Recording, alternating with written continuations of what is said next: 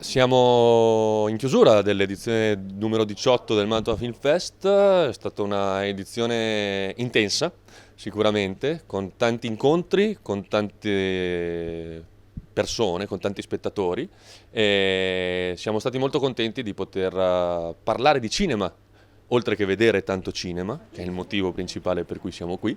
E è stato gratificante incontrare autori e autrici giovani, è stato interessante ascoltare le loro voci che ci raccontavano come hanno costruito le loro opere d'esordio.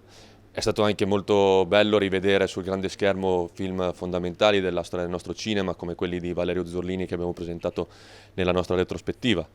Il nostro manifesto con Alain Delon è tratto dalla Prima notte di quiete, che è uno dei film più importanti di Zurlini. Ci siamo divertiti soprattutto, che è la cosa più importante. Ci siamo divertiti noi, ci piace pensare che ci sia divertito anche il pubblico e siamo stati insomma contenti come ogni anno di tornare a fare festa con il cinema per 5 giorni. Quest'anno i film che abbiamo presentato erano 8, non solo quest'anno. Adesso è il momento di scoprire insieme, su questo grande schermo, chi voi avete ritenuto il più meritevole, per cui tra un momento lo scopriremo assieme.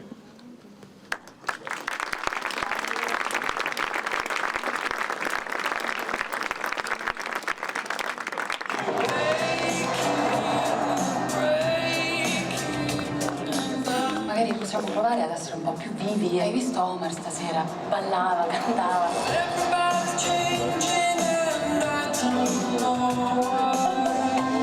Ci vogliamo sistemare, sì o no? No, io non mi voglio sistemare. Voglio essere felice.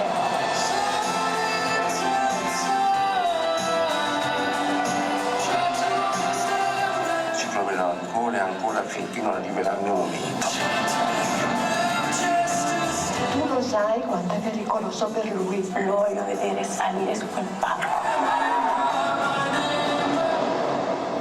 Ci deve provare.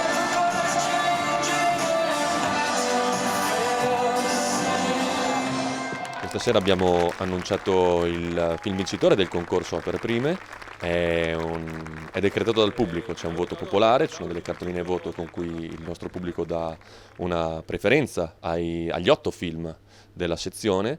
Quest'anno ha vinto La vita da grandi di Greta Scarano, che è un'attrice prima che una regista. Greta Scarano è un'attrice di fama nazionale e internazionale che qui per la prima volta decide di andare dietro la macchina da presa. È un romanzo di formazione, ha i toni della commedia, ma tutt'altro che frivola.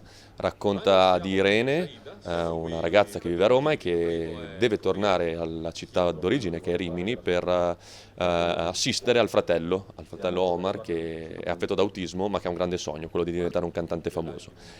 Il film ci racconta il loro rapporto, lo fa con 2 interpretazioni notevoli, una è Matilda De Angelis, che è un'attrice altrettanto famosa, e l'altro è un esordiente al cinema, si chiama Yuri Tucci, è un attore affetto da autismo anche nella vita vera, per così dire, che però ci regala un'interpretazione veramente entusiasmante.